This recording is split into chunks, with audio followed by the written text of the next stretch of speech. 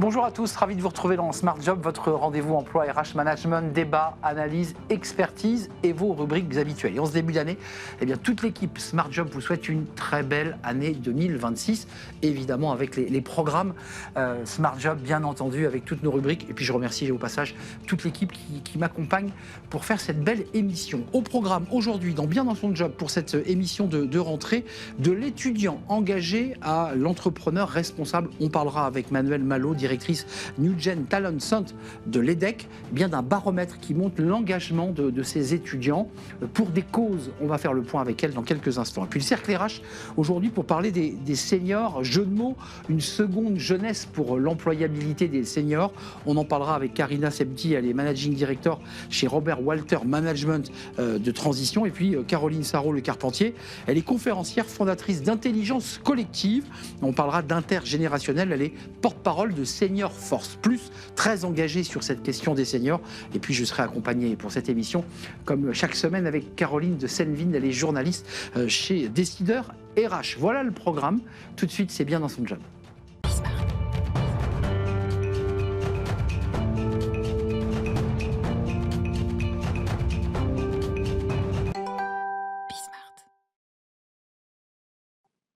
Bien dans son job pour parler des étudiants, mais pas seulement, des étudiants qui vont devenir des dirigeants, des cadres, des managers, des étudiants engagés et qui s'engagent. On en parle avec vous, cher Manuel Malo. Bonjour. Bonjour. Ravi de vous accueillir. Tous mes voeux.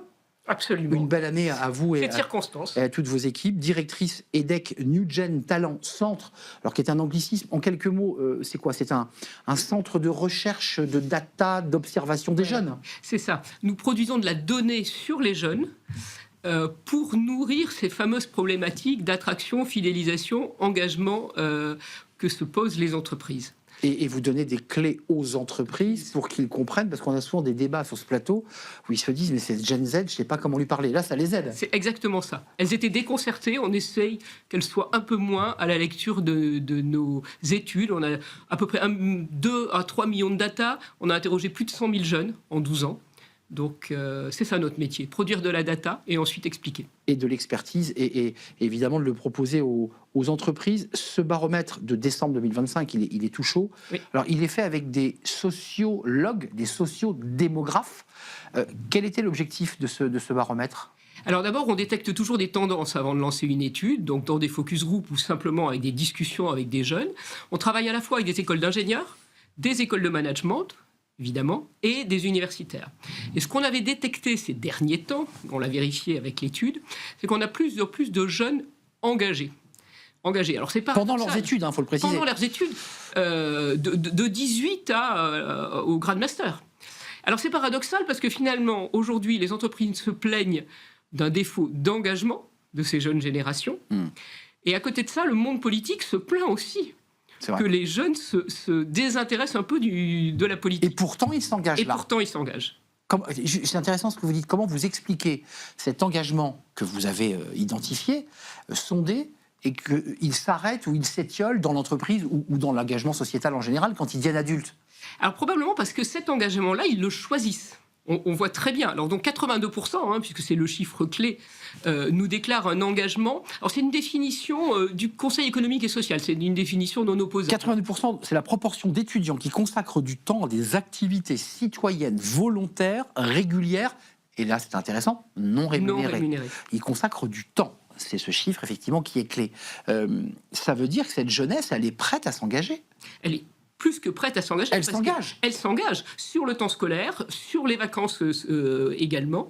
Et elle s'engage à hauteur, pour beaucoup, 41%, je crois, plus de 10, 12 heures par mois. C'est considérable. Ils choisissent leur engagement. Leur engagement, il va vers quoi? Parce qu'on voit bien aujourd'hui, il y a les enjeux de climat, d'écologie, il y a aussi la solidarité. C'est quoi les grands sujets sur lesquels ils s'engagent? Alors ça, c'était une de nos surprises.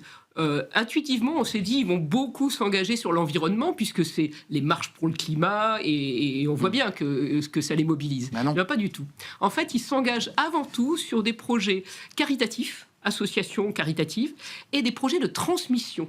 Et ça, c'est intéressant, parce que celui qui est éducateur sportif dans son village pour entraîner au foot des jeunes le mercredi après-midi, il donne du temps sur ses loisirs. Et ça constitue le deuxième, juste après les associations caritatives. Et bien avant, en termes de proportion, sur l'environnement.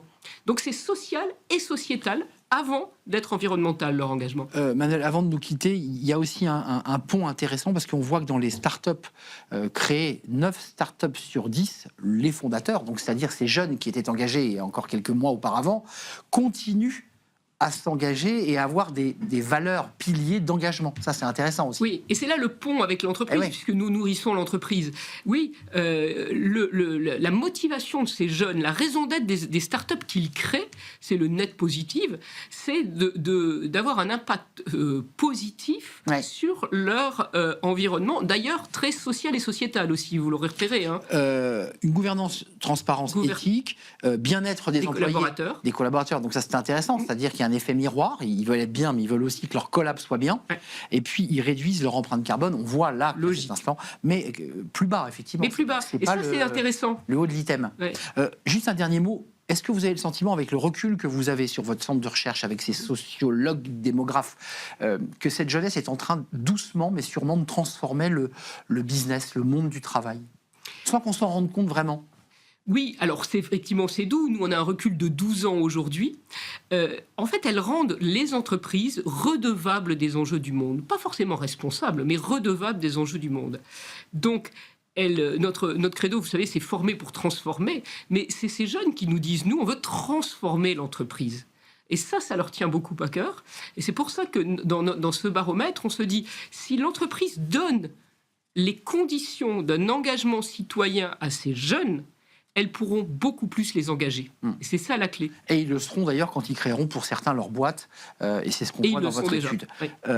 Votre étude, ce baromètre, à découvrir sur le site de l'EDEC? Oui, sur le site de l'EDEC, à la direction New Gen Talent Center. New Gen Talent Center, l'étude évidemment est beaucoup plus dense et beaucoup plus riche, avec des datas qui vont vous intéresser, vous DRH, vous dirigeants, parce que c'est tout l'objet aussi de cette étude. Merci Manuel Malo d'être venu nous rendre visite. C'est un vrai plaisir. Directrice EDEC New Gen Talent Centre. Voilà le programme. Juste après, évidemment, c'est le cercle RH. On s'intéresse aux salariés expérimentés. Vous avez vu, j'ai envie de retirer le mot senior, qui aujourd'hui a perdu un peu de son sens, qui est un peu démonétisé. Et pourtant, on continue à parler de ces seniors et de leur employabilité. On en parle avec des experts, et notamment des experts de Senior Force Plus. Ils sont avec nous et c'est le cercle RH.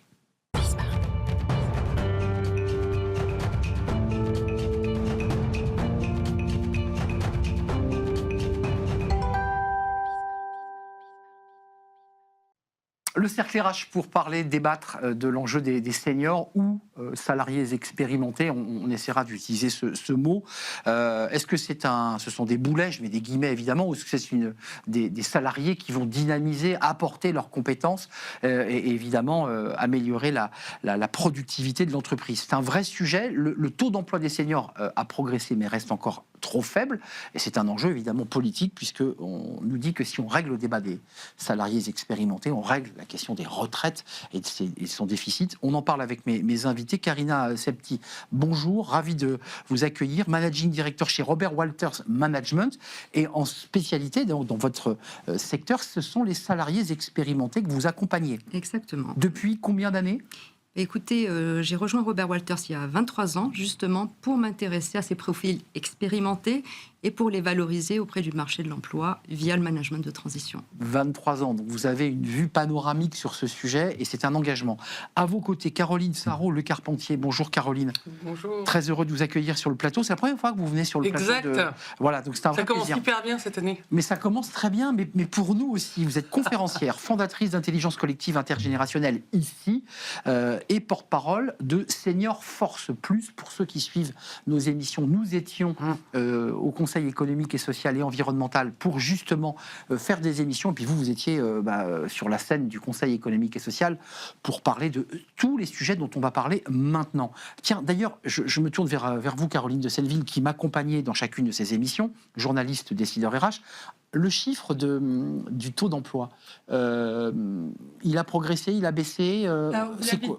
Oui. C'est quoi le chiffre ? Vous l'avez dit, on a progressé ces dernières années, mais on est encore derrière nos voisins européens. Selon Eurostat, le taux d'emploi des 55-64 ans en France est de 60,4%. Eurostat. Eurostat. Mais le ministère du Travail donne le chiffre de 54. Voilà. On est quand même loin derrière les Danois qui sont à 75%, les Allemands 75,2% et les Suédois près de 78%. Il y a encore du travail. On l'évoquait en préparant l'émission, autant le dire à ceux qui nous regardent maintenant. Vous dites quand même, Caroline, il faut avoir une dynamique positive sur ce sujet. Parce que c'est vrai qu'on a toujours tendance à larmoyer, à dire ça va pas, ça avance pas. C'est très français. C'est très français. Et pourtant, ça va mieux. Ben, ça va beaucoup mieux. Donc il faut déjà se réjouir de ça et se dire qu'on est dans une dynamique positive, que les petites actions des uns et des autres, du gouvernement, des pouvoirs publics, des entreprises, des syndicats, des collaborateurs eux-mêmes, parce que n'oublions pas que la situation des seniors est avant tout une co-responsabilité, en tout cas c'est mon point de vue, forte, que tout ça amène à avoir des résultats qui sont positifs. Alors voilà, il y a encore du chemin à faire, mais c'est très positif vu tout ce qui s'est passé en l'espace de 20 ans. Donc continuons. Karina Septi, vous qui avez 23 ans de recul sur ce sujet et qui n'avez pas décroché du sujet salarié expérimenté, vous auriez pu partir faire d'autres activités au sein de Robert Walters, vous êtes resté sur ce sujet. Comment vous avez vu l'évolution de cette question qui devient aujourd'hui un sujet d'actualité? On en fait des plateaux télé, Senior Force Plus anime un énorme événement où il embarque tout le monde. C'est devenu un gros sujet. Mais il y a 23 ans, objectivement, les salariés expérimentés, on n'en parlait pas beaucoup. Écoutez, c'est vrai que c'est un sujet qui m'interpelle, moi, depuis de longues années, parce que j'ai été très sensible quand je rencontrais des hommes et des femmes boudés par le marché de l'emploi, ceux qui avaient plus de 50 ans et plus. Et je me disais, nous avons une responsabilité. Je me suis sentie investie d'une responsabilité sociale vis-à-vis de ces aînés, parce que je me suis reconnue quelques années après, ou plutôt de me dire, ça peut être le cas de mes parents, qui se sont investis pendant tant d'années. Donc, c'est des gens qui ont un parcours riche, varié, qui se sont investis, qui ont tout donné à l'entreprise et se retrouvent sur le marché de l'emploi, on les met sur boudés. Boudés. La charrette, on appelait ça la charrette. Oui, la charrette. Et je me suis dit, ce n'est pas possible. Il y a une autre voie que le CDI, parce qu'il n'y a pas que le CDI qui existe. Il y a une autre voie pour ces profils à valeur ajoutée. Et c'est à nous, cabinet de recrutement ou entreprise, à prendre nos responsabilités et de les valoriser. D'ailleurs, dans les biais cognitifs, Caroline, je sais que vous avez travaillé sur ce sujet, juste parce que dans votre étude, il faut préciser que Robert Walters fait une étude qui est assez riche, qu'il faut regarder sur les doubles discours, à la fois le côté très positif, ils sont formidables, ils sont malléables, ils sont superbes, et puis de l'autre côté, on voit quand même que derrière, il y a un petit peu d'autres, des mots un peu durs, il y a des clichés, il y a des préjugés. Oui, il y a un décalage un décalage assez classique entre intention et exécution. Donc oui, dans cette étude est extrêmement intéressante parce que pour la première fois, nous avons interrogé plutôt les entreprises, les donneurs d'ordre normalement, alors que d'habitude, on interroge plutôt les candidats. Et je voulais avoir effectivement, nous voulions avoir cette vision, de cette perception des cadres sur les seniors. Donc effectivement, le résultat de cette enquête, c'est un grand paradoxe, un décalage entre intentions. Oui, on adore les seniors, oui, ils ont une grande valeur ajoutée, ils ont de l'expérience, de la transmission, un leadership, mais on peine effectivement aujourd'hui à traduire ces dispositifs en vraie action. Et 23% coûteux, parce qu'on y reviendra sur l'enjeu des salaires. Moi, j'ai lu d'autres études où on entend que les seniors sont prêts à baisser leur salaire, parce que je pense à ceux qui sont sur le marché du travail, à France Travail. Est-ce que vous confirmez, Caroline, qu'il y a aussi des seniors qui disent « mais moi, je veux retrouver un job et je suis prêt à faire un effort sur le salaire », donc qui vient tordre le cou à l'idée qu'ils sont coûteux. Oui, certains l'acceptent, mais d'autres disent qu'ils ne veulent pas que ce soit le premier critère énoncé quand on fait ce genre de rapport, par exemple, parce qu'ils disent pourquoi je baisserais mon salaire alors que j'ai accumulé de l'expérience. D'autre part, on m'achète au rabais, quoi. La question, c'est pourquoi, en fait, pourquoi je rabaisserais ? Pourquoi est-ce qu'en fait, mon expérience n'a-t-elle pas de valeur ? Pourquoi est-ce qu'il faudrait que je la réduise ? Donc après, il y a des spécificités françaises. Le fait qu'on gagne de l'argent chaque année avec de l'ancienneté, ce qu'on n'a pas dans d'autres pays étrangers. Donc au bout d'un moment, on a un salaire qui est parfois trop élevé par rapport à sa fonction. Et qui fait que quand on essaie après 25 ans, être resté dans la même boîte, on a un gros salaire. Ça crée d'ailleurs de l'animosité, voire de l'inéquité au sein même des entreprises, avec des jeunes collaborateurs qui arrivent, qui disent oui, mais ma valeur ajoutée peut-être supérieure commercialement, etc. Et j'ouvre une brèche, c'est pas le sujet du moment, ça va être sur la transparence des salaires, qui va être le prochain gros sujet que je vais traiter, qui est celui de l'intergénérationnel face à la transparence des salaires. On l'a traité sur ce plateau, d'ailleurs. Le casse-tête aussi, d'ailleurs, de pouvoir bien définir les critères. Bon, ça, c'est un autre sujet.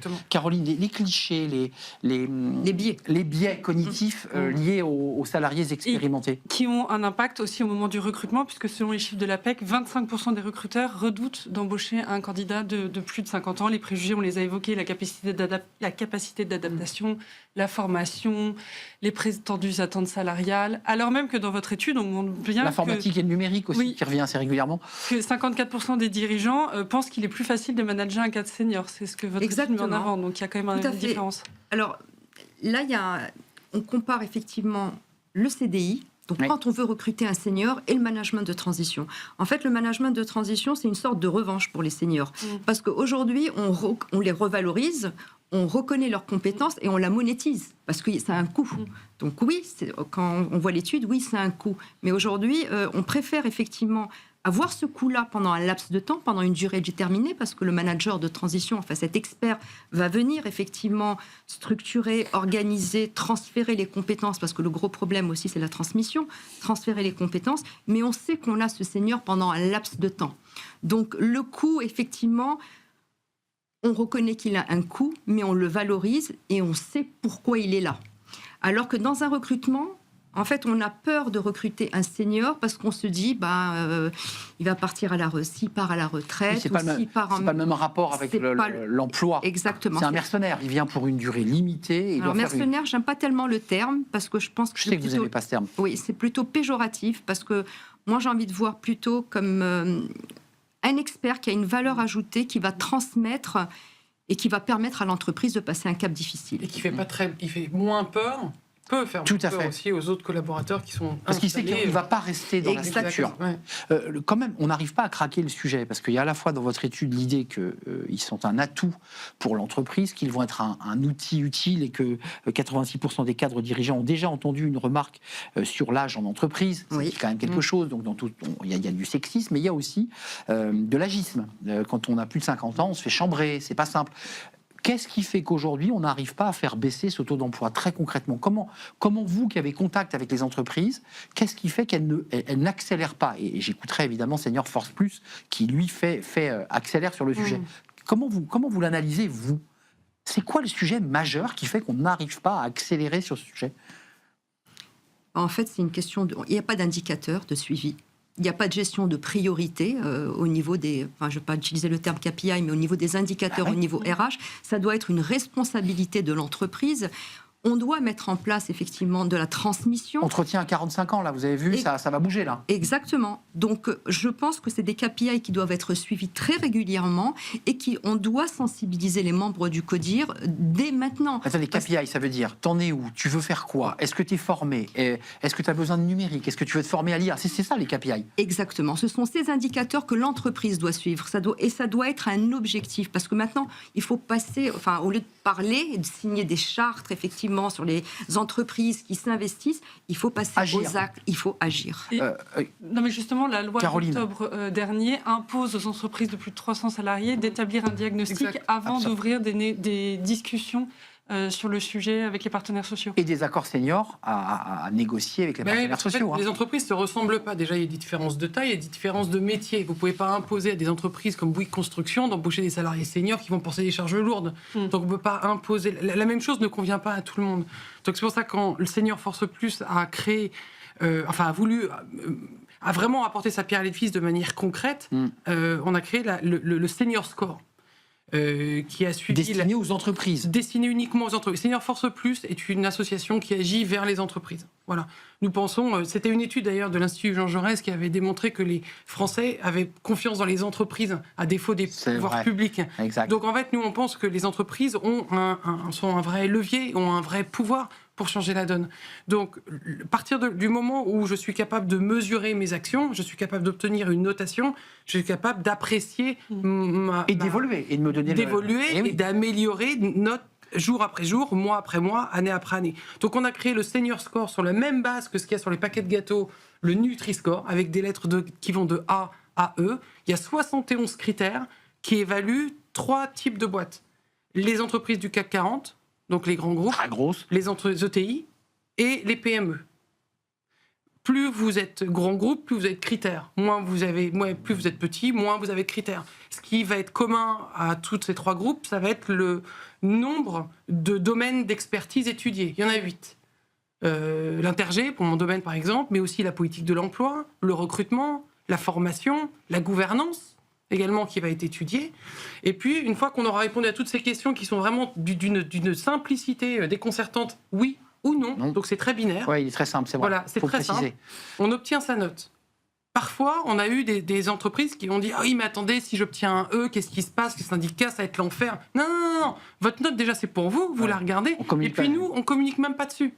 On communiquera par secteur. À vous de jouer. Et à vous de jouer. Maintenant, vous connaissez votre note. On va vous donner, une fois que vous aurez votre note, votre mapping, et vous allez voir où est-ce que vous pouvez vous améliorer par rapport à votre boîte. Et vous allez recevoir 5, 10, 30 recommandations. C'est ça qui est intéressant, c'est adapté par boîte. Caroline, est-ce que vous vouliez compléter peut-être sur ce qu'on dit là par rapport à vos chiffres? Rien. Parlons des femmes de plus de 50 ans. Parce qu'on parle des salariés expérimentés, on pense aux hommes, à ces cadres. C'est compliqué aussi. Enfin, je ne sais pas comment.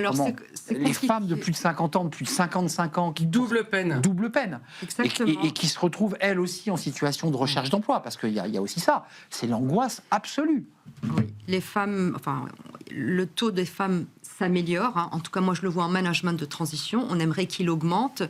Moi, j'accompagne c'est plus d'hommes, excusez-moi. Oui, c'est plus d'hommes. On est d'accord. À 57%, beaucoup plus d'hommes. J'accompagne Senior Force Femmes, qui est une autre association pour les femmes de plus de 45 ans qui ont du mal, effectivement, à revenir à l'emploi. Et c'est le même constat que j'ai fait il y a 20 ans. Alors oui, on voit des choses s'améliorer. D'accord, mais en 20 ans, je ne vois pas véritablement, mis à part une belle communication et avoir une bonne posture, de passer véritablement aux actes. Oui, on ripolline le mur, mais on casse pas le mur. On n'a pas cassé le mur sur ce sujet. Oui. Caroline. Oui, je voulais dire, il y a une personne sur 5 entre 55 et 69 ans qui est ni en emploi ni à la retraite, selon les chiffres de l'INSEE. Et parmi ces personnes, 61% sont des femmes. Elles sont quand même plus exposées parce que carrière hachée, maternité, plus de temps partiel. Donc avec une petite retraite, parfois ce sont des femmes seules. Et donc avec des moyens financiers, vous confirmerez qu'ils sont parfois dérisoires. Exactement. Néanmoins, via le management de transition, aujourd'hui, ces expertises très recherchées, que ce soit sur la partie relations sociales, on trouve beaucoup de femmes sur les aspects RH, parce que c'est de très bonnes négociatrices, dans tout ce qui est gestion de crise. On retrouve aussi sur les métiers de la finance des très bons profils expérimentés. Et encore une fois, moi, je suis ravie de pouvoir les accompagner, de les valoriser, et de leur donner le juste prix par rapport à un marché qui les a boudés dans le cadre d'un CDI. C'est quoi votre mot quand vous avez au téléphone une entreprise ou en visio, vous dites j'ai une perle, j'ai une femme formidable? Comment on vend, je mets des guillemets, un salarié expérimenté? C'est quoi les mots que vous utilisez pour convaincre le RH ou le dirigeant? C'est l'expertise. Je ne peux pas accepter d'entendre, je ne veux surtout pas quelqu'un qui ait plus de 45 ans. Ça, vous l'avez entendu? Je l'ai déjà entendu, mais ça, je ne peux pas l'accepter. Et donc, je fais mine de ne pas l'avoir entendu. Je dis, mais qu'est-ce que vous recherchez véritablement? C'est quoi l'expertise? C'est comme parce que vous aussi, vous avez votre expertise sur ce sujet, donc vous savez comment les amener... Tout à fait, qu'est-ce que vous recherchez? Un expert qui a plus de 20 ans d'expérience et qui a moins de 45 ans, ça n'existe pas. C'est ça. En fait, vous leur dites, vous cherchez le mouton à 5 pattes et vous ne l'aurez pas. Ça n'existe pas. Ça n'existe pas. Voilà. Ou en tout cas, moi, je ne sais pas faire. Je vous pose la question collectivement, vous, mesdames, et Caroline est inclue dans cette question. Est-ce qu'il faut des quotas? Puisque cette question, si on n'arrive pas à la craquer d'une manière Senior Force Plus, c'est-à-dire on donne aux entreprises la possibilité de grandir, de progresser, de faire des efforts, est-ce qu'à un moment donné, la puissance publique doit intervenir pour dire il faut des quotas? Et comment on les organise? Parce qu'on parlait de métiers pénibles. Qu'est-ce que vous en pensez? Tiens, Caroline. On a vu que la maîtrise des quotas avait permis d'améliorer un certain nombre de choses, notamment sur la loi X1 par exemple. Donc les choses évoluent avec ça. Sur l'employabilité des seniors, c'est encore différent. Je pense que ça doit être pris avec les pouvoirs publics, les syndicats, les entreprises, les salariés eux-mêmes. Mais je pense que derrière les quotas, il y a vraiment cette question économique. Les nerfs dont vous parliez, Caroline, représentent un poids économique fort pour le pays, quoi. Il faut que... C'était ce qu'on expliquait lors du Conseil économique et social. C'était Kevin Jenna, de la chaire de transition démographique et économique, qui en parlait. Une personne qui est en non-emploi, qui ne travaille pas, il y a un moment, il faut payer pour ça. Donc c'est un coût social. C'est un coût social important. Oui. Et puis ça impacte aussi des générations. Ça impacte sa propre famille. Ça impacte parce qu'elle est potentiellement aidante aussi. Ça impacte la génération du dessus. Ça impacte la génération du dessous. C'est clair. Donc c'est pas juste des quotas. C'est qu'en fait c'est un bière à 5 bandes. C'est comprendre les conséquences positives. Beaucoup de conséquences. Et positif qu'il y a à un meilleur emploi des collaborateurs expérimentés, que ce soit des hommes ou des femmes. Karina, vous en pensez quoi de ce sujet quota qui vient des États-Unis? On a eu cette question dans les conseils d'administration, dans les COMEX, la loi Rixin.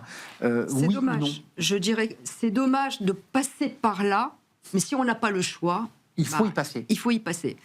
Mais c'est la responsabilité, je dirais, des entreprises et des cabinets de recrutement qui doivent faire entendre aux entreprises, écoutez, qu'est-ce que vous recherchez? Vous recherchez un expert qui a telle et telle compétence, j'ai cette personne-là. On voit quand même dans ce que vous nous dites, avec votre personnalité, chère Karina, qu'il y a quand même, il faut faire preuve d'autorité quand même.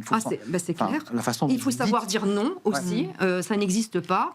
Et il faut savoir dire aussi, je ne sais pas moi recruter des gens qui n'ont pas, qui ont moins de 50 ans. Je ne sais pas, surtout si vous recherchez ces types de profils-là. Et d'un autre côté, je le vois via le management de transition, on reconnaît ces compétences, on est content de les avoir, ils sont faciles à manager, ils vous sortent de situations difficiles, mais on ne les veut pas sur la durée. Après, aujourd'hui, face à un marché de l'emploi où on parle de cette génération Z, en fait, les biais, on les a aussi de l'autre côté. Parce que les jeunes, on dit, ils ne sont pas souples, ils ne sont pas adaptables. En fait, aujourd'hui, l'âge est devenu un véritable problème, que ce soit pour les plus jeunes ou pour les plus seniors. On a 5 ans de durée de vie professionnelle, quoi. Globalement, les jeunes n'arrivent pas à rentrer sur ce marché du travail. Le golden age. C'est ça, il y a une petite fenêtre de tir où on est formidable, puis après on est soit trop vieux, soit on est trop jeune et pas expérimenté. Caroline, ou pour ou contre les quotas, vous qui observez ce sujet à travers décideurs RH? Si on doit passer par là je vous rejoins, pour arriver à une amélioration, pourquoi pas? D'autant plus que votre étude montre qu'il y a encore du travail. Quand même 69% des dirigeants pensent que les entreprises qui œuvrent en faveur de l'intégration des seniors le font pour une question d'image. Oui. Les chiffres sont là. Senior washing. Voilà, c'est ça. Donc, s'il faut passer par là pour que les dirigeants bougent, et votre étude montre aussi que les moins de 45 ans sont déjà préoccupés du fait de subir dans 10 ans exactement. ces problèmes. Ils voient comment les seniors sont traités et ils se disent mon tour arrivera bientôt. Et ces jeunes-là, parfois, ont vu leurs parents avoir été traités de cette manière-là. Exact. Donc il n'y a pas de mauvaise surprise. Alors que les deux, moi j'ai interviewé aussi bien les jeunes que les seniors, les deux ont envie d'apprendre les uns des autres. Et si les entreprises mettaient en place effectivement ces binômes, de capitaliser sur les seniors, parce que... de les écouter, d'organiser les KPI et puis d'organiser les programmes. De transmission. Le score Senior Force Plus, enfin en tout cas s'appuyer sur votre modèle. L'appuyer sur le Senior Score, en tout cas, c'est ce que j'appelle moi l'intelligence circulaire, sur le même principe que l'économie circulaire. C'est vraiment faire circuler les intelligences en présence dans une entreprise. Faire circuler cette connaissance pour qu'elle soit bénéfique à l'ensemble des collaborateurs et qu'on n'ait pas ce sentiment de gâchis terrible lorsqu'on a des collaborateurs qui partent de l'entreprise dans des conditions plus ou moins voulues.